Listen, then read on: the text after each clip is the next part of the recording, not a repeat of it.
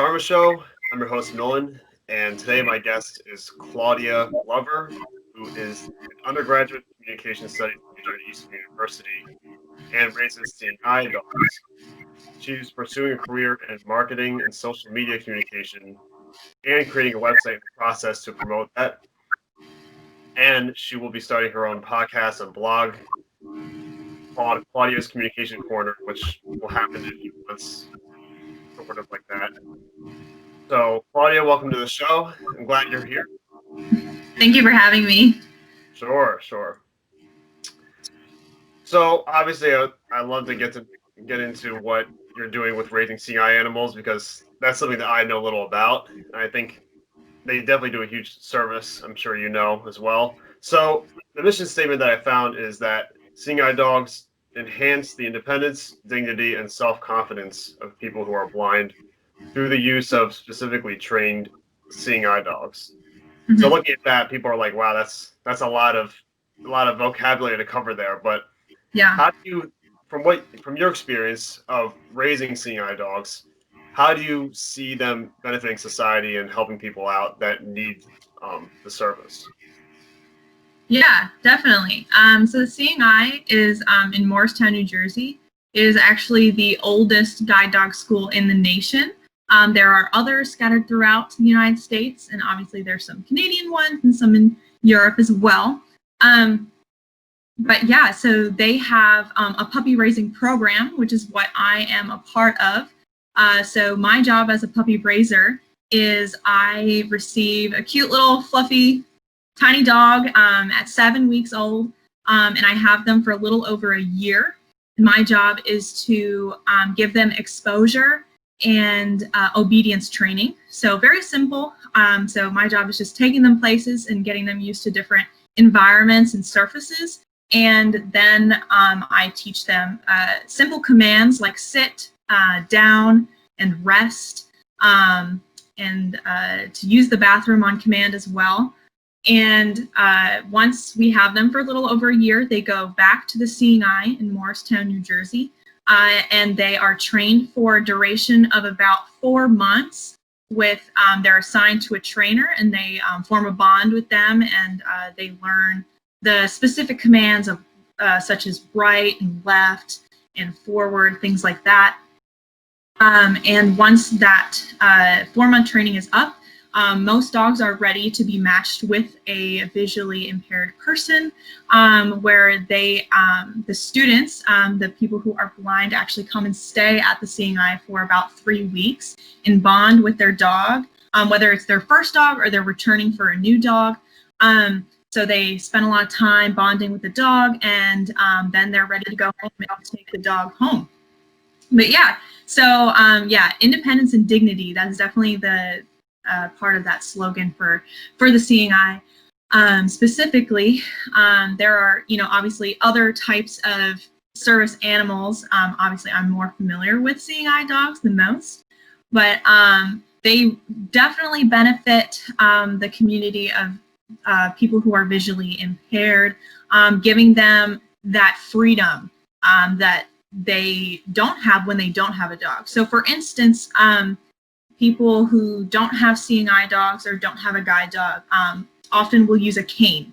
The thing about a cane is that it will detect obstacles and then you avoid them, right? So they slide it back and forth, so they see a lamppost or a trash can, they know to go around it. With a guide dog, they just go around it, right? Because they can see the obstacles, and it's not looking for obstacles, it's just avoiding them straight on. And they can walk a lot faster, they can walk without having to rely on another person to guide them around. And so it really does offer them a ton of freedom and to be able to live a normal life and to, do the things that they wouldn't be able to do without it. So, yeah. Yeah, it's a great explanation. So I'm curious because I see a lot of confusion, or at least some people may make up excuses, for example, for something called an ESA, which is an emotional support animal. Yes. Mm-hmm. And so I see that around campus, and I see people that are, obviously they're not blind, they can see Right. just from just from looking at them, they seem like they're, put together well and, all that. So I'm Mhm. curious why. First of all, can you explain the key distinction between those two? Because obviously, service seeing eye animals must have much more training to, for guiding blind people. So, what is the role of an ESA, and what's the most? What do you think is the biggest misconception between those two types of Right. dogs? Right. Yeah, it's a very good question. There are kind of three categories when it comes to animals. When it comes to animals helping people, right?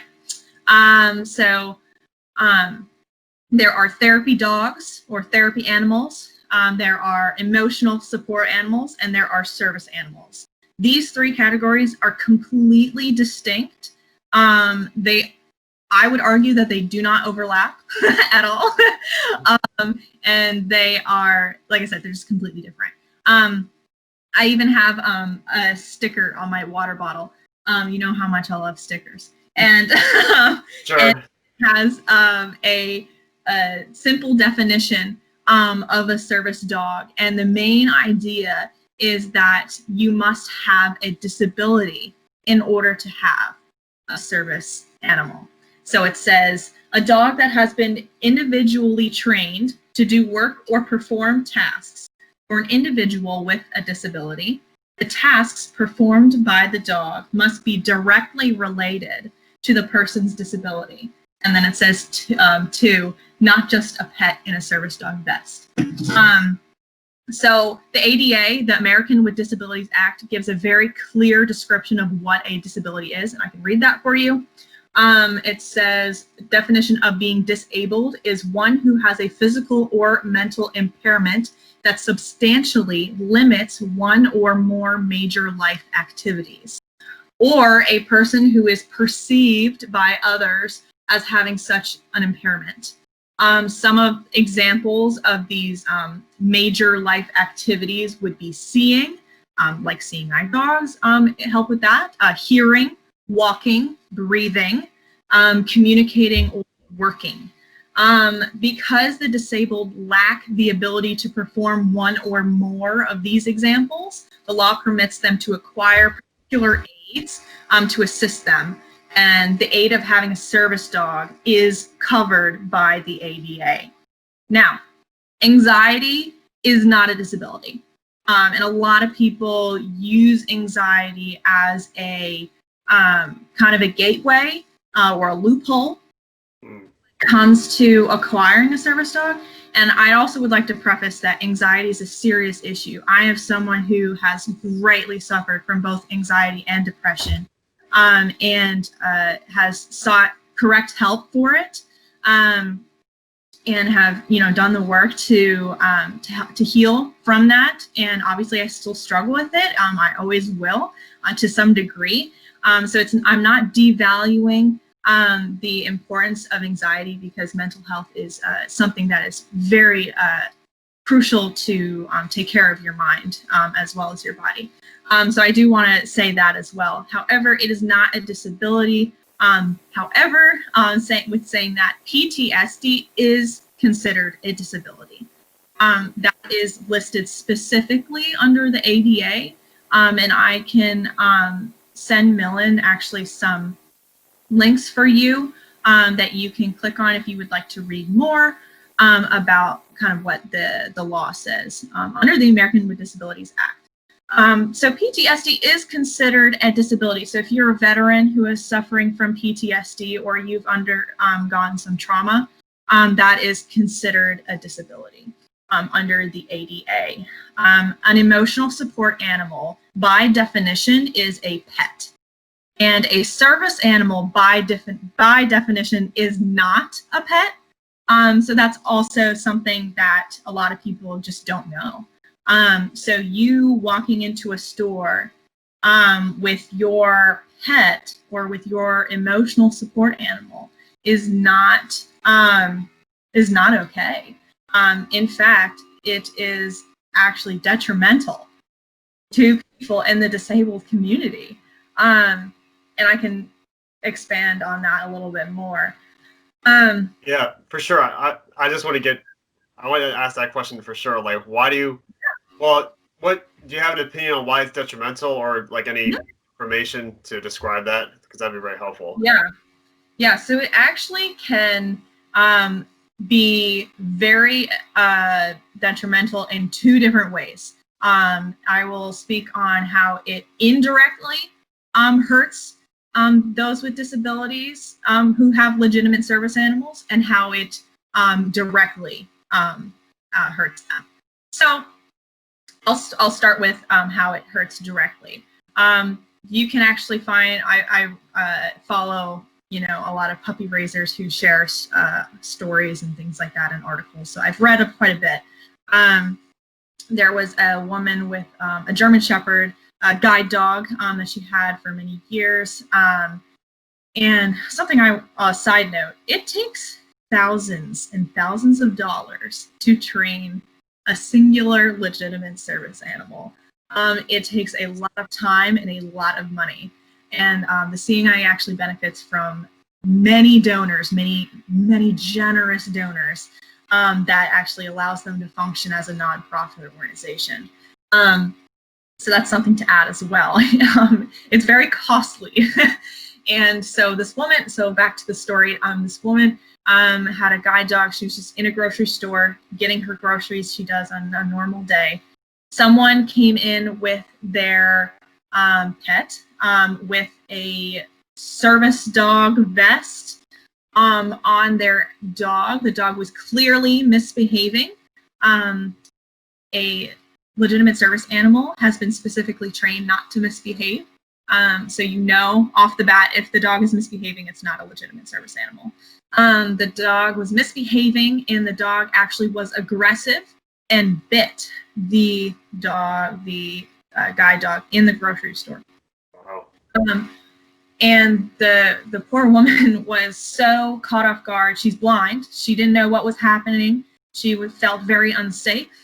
And her dog was hurt badly, needed surgery, maybe needed surgery. I'm not positive about that detail. But I know that that dog was unable to work because it now had a fear of other dogs. Wow. Okay. Fear of guiding, which is awful. And so that woman had now lost that key tool to her freedom because that person brought in, a dog that wasn't legitimate and was aggressive. However, you might say, oh, well, my sweet baby dog doesn't bite, it loves kids, and, that's great, that's fine. But if you bring your dog into public and try to pass it off as a service animal, a lot of businesses are now doubting every single animal that they see come on their premises, right? Because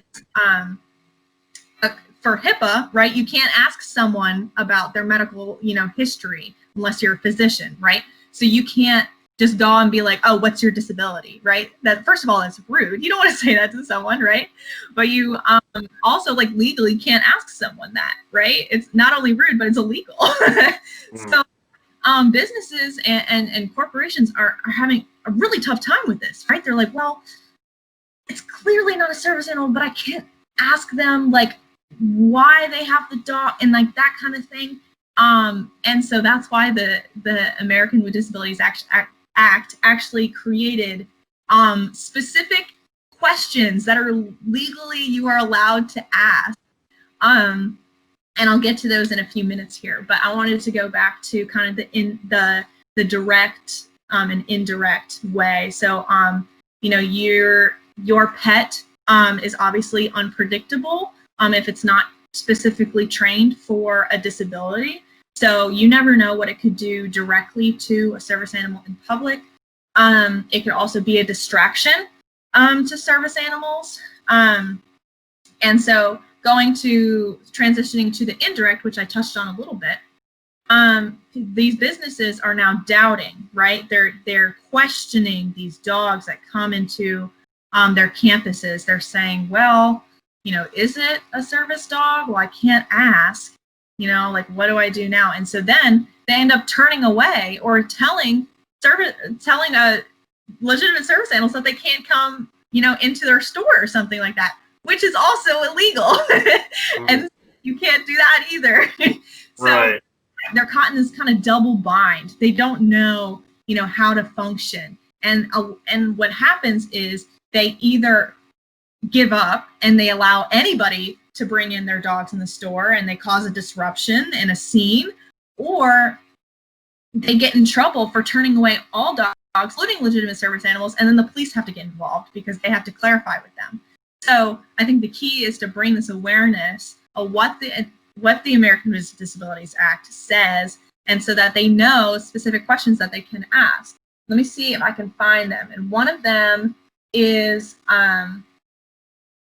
you can ask what the dog has been specifically trained to do, right? So you're not asking what is your disability, but you can say, hey, you can just strike up a conversation with someone. Be like, hey, what specific tasks has your dog been trained to do? And if their answer is not viable, it's not, according to what we've been talking about, then you can tell them, you can ask them to leave. Well, if you say, well, my dog can go fetch a ball and bring it back to me, that's obviously my dogs do that, but that's not like a specifically trained task. So a correct answer or a legitimate answer would be, oh, I'm in a wheelchair and this is my dog, and my dog actually will pick up my keys if I drop them. It will open doors for me if I can't open them on my own, and that kind of thing. If the person says, oh, they provide me comfort, that's not legitimate, right? I mean, my dogs bring me comfort, but I'm not gonna, bring my pet out into public. So yeah, that's I can't seem to. I know there's a second question that you can ask, which I can definitely link to this episode. Okay. But, so that's kind of an overview of those different things. And then also, like, therapy dogs are associated with a like an organization. Can I ask one question real quick regarding the American Disabilities Act? So, do you believe? I want to hear your perspective on it. Do you think that covers? Is there loopholes in that specific law, or do you think there can be more? Is there more to be done to make it easier for service dogs to have their accessibility into stores and businesses, and for pets to not have that ability? Right. So ADA has been created to try and help that. Though I think the problem here is that people don't know what it says. And including businesses who have power, right? Who have power to ask that specific question that I mentioned. What specific tasks has your dog been trained to do? Because not only do you have to have a disability to have a service animal, but your service animal has to be specifically tailored to that disability. So if I'm a blind person, I can't come and say, oh, this is my service animal, and the dog is, tugging me every which way and jumping on the table at Starbucks. Like, that's not a legitimate service animal either. Right, of course. But yeah, so for me, I would definitely say it's the awareness. It's the knowledge of knowing what the difference is educating business owners and educating pet owners and service dog owners as well. I'm just saying, like, this is just service animal, this is not, and this is appropriate to bring your dog somewhere. Like, if a store is pet friendly, go ahead, bring your dog. I know Target and Marshalls are both like dog-friendly stores, so that is obviously an exception. But if it's not clearly stated, don't bring your pet. Your pet can wait for you at home. It's not gonna be the end of the world. Yeah, that's interesting, because I feel like a lot of, at least from my perspective, I feel like a lot of people may be afraid to ask an offensive question or something like that. So I think that's where the education comes into effect, help for sure. So you were going to talk about therapy dogs, and that so what makes them different from service dogs and the other dog you mentioned? I think you just talked about service dogs, right? Emotional support animals. Yeah. Yeah. Okay. So what's the difference for that between Yeah. therapy dogs and those two? Yeah. So so I would go as far as to argue that therapy dogs are actually even more trained than emotional support animals, because I really haven't ever met an emotional support animal who's been trained at all. um, Therapy dogs. So I actually have my pet. I have a 5-year-old German Shepherd named Brooke, and she is a certified therapy dog. So that means she's passed a test that she had to. It's like basic like obedience commands, and then also like being able to ignore like crumbs on the ground or pills or something like that. And then it's through an organization called Pause for People. And so then we can go on scheduled outings with Brooke to specific locations that's affiliated with the organization Pause for People. So, for example, there's a place near to my house called Easter Seals, and it's a facility for adults with special needs. It's kind of like a daycare program for them, so that their families don't have to spend full time being their caretaker. They can kind of spend time with people who are like specifically trained to help out adults with special needs. And it's so fun to be there too. I've volunteered there before, and so Brooke, we'll bring Brooke there sometimes, and she'll play around with some of the residents there. And she can also go to nursing homes and other things like that, book readings for kids, and that kind of thing. So that's what a therapy dog is. So they have scheduled visits and meetings and things like that. And then emotional support animals are just kind of pets inside your home that give you comfort, and in times of maybe anxiety, or depression, or if you're going through a hard season of life. There have been many studies that show that having an animal, or like a cat or a dog, just having that living thing near you can actually lift your spirits up, and raise your mood. And I'm sure the limbic system communicates a lot with your interactions with your pet and that kind of thing, which is great. Just obviously that's for the inside the home. Yeah. Sure. Yeah. So obviously, I'm sure you've seen too, like emotional support animals at colleges, well, at Eastern also. So how do you think having these animals at college is like a necessary thing for college students, or is it more of an excuse kind of type of thing to have a pet on campus? Right. What's your belief on that? So I definitely would go on kind of both sides of that. I seriously do have a problem with people who will fake a disability. Obviously, that's the extreme. But if you're faking anxiety so that you can have a pet in your dorm, that's obviously just not okay. It's you're devaluing the idea of mental health and people who truly suffer from it. Personally, I think I might have more stress if I had an animal in my dorm room, but that's just me. Obviously, for someone else, it might be a good thing as like kind of a distraction, that kind of thing. But obviously, if you have an emotional support animal in your dorm room, it's meant to stay in your dorm room. Obviously, if you have a dog or something that needs to go to the bathroom, obviously you want to take it out when it needs to. But it's supposed to stay there. It's not a service animal, and unless it's a service animal and that kind of thing. And if you have a service animal on campus because you have a disability, say you have PTSD from trauma, or say you're visually impaired, or you're residing in a wheelchair.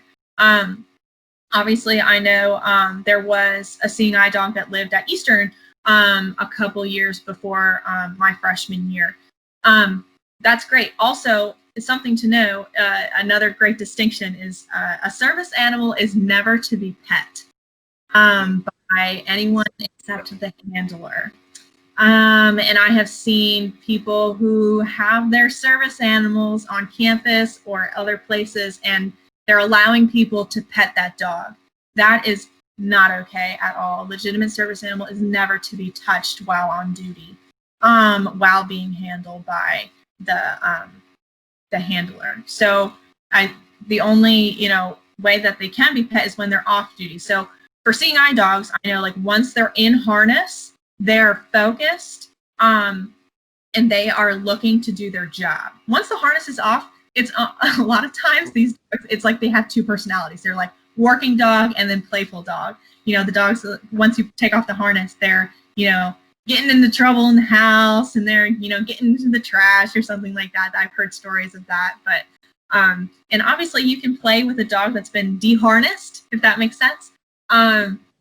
But when it comes to like being on campus, like you should not be in class with your service animal and letting people pet it, because you are then communicating that it's not a legitimate service animal, in my opinion. So yeah, definitely. I think it's important to know the distinction, to know where your animal, like which category your animal falls into, and knowing the boundaries that you have within that. Yeah, that's a great point. I never knew the rule about the petting. That's really interesting, because I've seen, and I'm not guilty of it, but I've seen like some people in my family, like my aunts and my grandmother, right, be like, oh, like walking on the trail and just like see a dog, like, oh, what dog is it? They just go and pet it without asking a lot of times. So I can see why that's very like a dangerous thing to do. Yeah, it is. And when I'm raising the seeing eye puppies, because so they do a vest. It's a green vest that says the Seeing Eye Puppy Raising Program. So I don't have. So right now I have Imelda. She's a 9-10-month-old German Shepherd, and so obviously I'm doing the obedience training. I'm taking her on outings and things like that, getting her used to different areas. And so also she has boundaries herself as well. So she is not a fully fledged service animal. Yes, she's going to be one day, but she's not serving me. So she is allowed to be pet by people. And in fact, the Seeing Eye actually encourages that when they're in the puppy raising stage. So if a business asks me to leave with Imelda, I have to, because she's not a service animal. Though most businesses are very welcoming to dogs that are in training to be service animals. So that's also like an in-between kind of stage for puppies who are being raised for to be service animals one day, but they're not there yet. But yeah. Okay. So when you said you had a dog named you have a dog named Brooke, who's a therapy dog, right? Yes. So did you get the dog when it was already trained, or did you train, or not you personally, but maybe like you got that dog training after you got the pet, after you got Brooke? Like how did it work out? Yeah, so most people who have certified therapy dogs, it's their pet that they have done the little bit of extra training so that they can pass the little exam that they have to do. And so in our case, Brooke was actually in the Seeing Eye Puppy Raising Program. She was actually the first dog that I raised. She unfortunately has severe allergies and was itching like a maniac. And she was released from the Seeing Eye program and was not put into training and was not matched with a trainer. So when that happens, they call it a career change. And they actually will offer the dog back to the puppy raising family before either adopting them out to someone who's waited like 2 years to adopt the Seeing Eye dropout, or they'll actually sometimes send dogs to other organizations and do a different service, such as drug sniffing or bomb sniffing or police work, or a different service dog organization, that kind of thing. So in Brooke's case, we decided to adopt her. So she's our forever pet. And I call her the assistant puppy raiser as well, because obviously she plays with all our new puppies and that kind of thing. And so my mom and I decided that to get her a therapy dog certified so that she can do some kind of work and that kind of thing. Okay, it's interesting that I'm curious to know how you started doing this. Obviously, it's like I'm assuming it's like a part-time job because you're in college now. So Yeah. I've seen that, or I would at least assume that a lot of people that do this as a part-time would maybe try to be like a veterinarian or go into a field with that is more oriented toward animals. So I'm not saying you won't do that, but at least that's not your path right now. You can correct me if I'm wrong, but I'm curious, what's the reason you got into that, and what drove you to do that, basically? Yeah. Yeah, that is a great question. I actually did grow up wanting to be a vet for the longest time. I even entered high school wanting to pursue veterinary school, and I just have loved animals my whole life. And then my mom actually came and kindly told me, she's like, I don't know if you want to be in school for that long. So my mom's a physician, she's a doctor, and she, obviously she's been through undergrad and medical school and residency and all the things. And actually being a veterinarian is even longer than that. You're even in school. Okay. I did not know that. Yeah, it's crazy. And that's mainly because we're one species, right? We're humans, we're not anything else. When you're a veterinarian, you're doing like tons of different types of animals. So obviously the schooling is going to be a lot longer. But so my mom was like, I really think you're not going to love it. She's like, trust me, I know you. And, for most people, they would, take that, and be crushed and that kind of thing. But I really took her words of advice. And you're like, you have a point. My mom said, you're so great with people, and you love communicating with others. I think you should look into this communication major I found.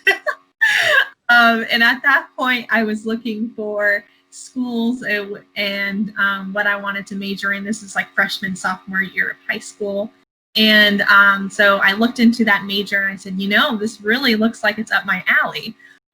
So that's when I decided I wanted to be a communication major. And obviously I've not looked back since. Anyone who knows me knows I am obsessed with the material that I'm learning in school and in college. It is fascinating to me, and it's so interesting and so fun to learn about. So yeah, my mom said, we need to find something for you to do that bridges kind of both of those things. Like maybe like you're not going to pursue being a veterinarian, but let's find something that bridges, love for animals and love for people. And so my mom did her golden-fashioned Googling, and she came across the Seeing Eye, very reputable organization, and they had a puppy raising club that was actually very close to our area. And so my mom said, well, looks like they have a club meeting. They have monthly meetings that's coming up. Let's go. Let's meet some people and see what it's like. And I have to tell you, it was love at first sight. I got there and I met these dogs. I met these puppy raisers, and I learned more about what puppy raising was. I grabbed an application, I filled it out, and I returned it the next month.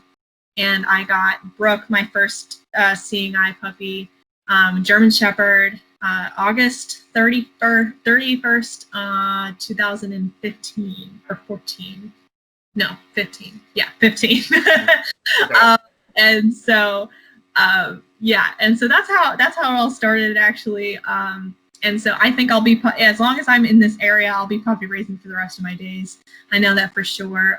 It is seriously one of the most fascinating, most rewarding things to do.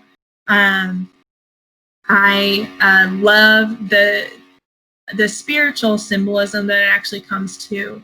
As a Christian, I truly believe that we are born to serve the Lord, and we are to bring glory to Him.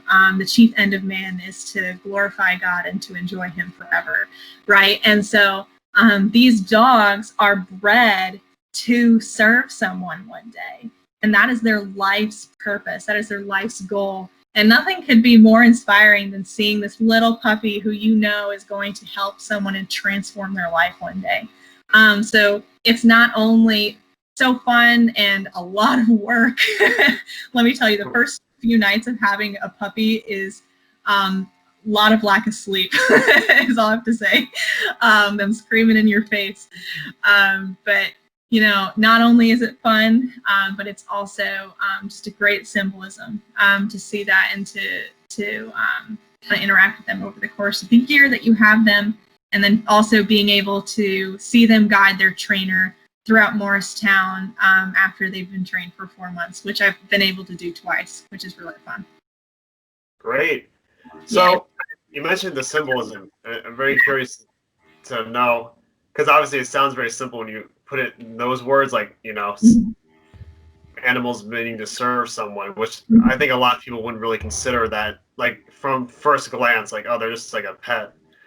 So when you realized that, did you maybe look, like when you were researching doing this, is that how you found that symbolism, or did you kind of just come out of that on your own, and you kind of like thought to yourself like a revelation, like, oh wow, like this, I feel like I'm glorifying God in this sort of way, or something like that. Like how would you see yourself in that aspect?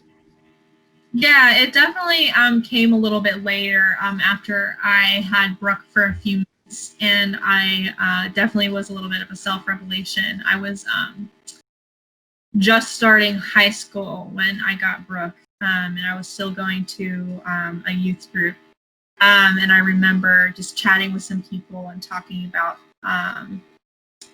how like that made an impact on me, that kind of self-revelation, that kind of thing. So yeah, it was definitely something that the Lord kind of laid on my heart a few months into first receiving Brooke, for sure. Great. And I'm curious, you mentioned the Seeing Eye Dog organization. So where do you think is the best place for people to look for online, or any organization out to like start this if they were interested in this? Yeah. So if you are someone who is visually impaired and are looking for a guide dog organization, I can't recommend the Seeing Eye highly enough. They are very reputable and they are very organized. And you can actually go to theseeingeye.org and you can apply to have a Seeing Eye dog. If you are someone who wants to raise a Seeing Eye dog, also go to that website, theseeingeye.org, and you click on the tab that says Puppies and Dogs, and then you can look at the puppy raising program. You will see a list of different counties and areas. And then there's an area coordinator who is the person assigned to a group of counties and puppy clubs. And whichever area your residence, falls under, that's closest to you, contact that area coordinator, and they can kind of get you set up and give you the location of the club meetings so that you can get to know some of the people in your community who are puppy raisers. And then once you attend a meeting, you can apply to be a puppy raiser. And once you fill out your application, you come back the next month and you turn it in, and then you do some puppy sitting. One of the greatest things about being a puppy raiser is that if you go out of town and you can't bring your puppy, there is always someone to watch your dog. The club always has someone who's available. So you just send out an email being like, hey, who can watch my dog? And there's always someone who can take it. So you don't have to, well, you're not allowed to bring them to kennels or anything like that, but you don't have to worry about paying someone or, putting it up and boarding and that kind of thing. There's always someone available to watch your dog. So there's people in the community, in the club, who support you, who give you pointers and help you with training. If you have a medical problem, obviously you will speak to your area coordinator and that kind of thing. It's just very supportive, and it's a really fun experience too. So, yeah. Also, if you are interested in adopting a Seeing Eye dropout, say you're like, man, I really would like a nice pet. I highly recommend adopting a Seeing Eye dropout, because most of the time it's something small or minor like, oh, they have squirrel distraction. They can't be a guide dog. But I'm sure you can manage that, right? So you can actually look on the website for more information on that as well. But yeah, so there's various different ways you can get involved. You can also donate to the Seeing Eye as well. If you happen to have loads of money, you can pay $5,000 to name a Seeing Eye puppy. Say you want to name it after someone that is near and dear to your heart or something like that, to honor them. You can do that. A lot of people have done that. But yeah, so those are different ways you can get involved. Great. Well, I have to say, it's really cool that you were able to use your passion for animals in this much investment, using this much time investment into this, and so pursue an interest like communication that's kind of different, in the human communication world and social media world. So it's very good that you're able to do those two things, because I think it's always a good thing to expand yourself and not being too one dimensional. So I think it's very you're doing that. Yeah. Yeah, and if I'll put your Instagram link here if people want to follow you, what you're doing. They can, I'm sure you'd be willing to answer any question if they're willing to ask. You can also follow my dog too. So I have an Instagram account for Imelda, and the username changes when I get a new puppy, if that makes sense. So it's imelda.theseeingeye, and you can kind of see how the adventures that we take her on and different things that she does in her little puppy life with us. All right, great. Well, thank you, Claudia, for taking the time to discuss this. It's a very good discussion. Yeah. Yeah, have a great day. Thank you so much.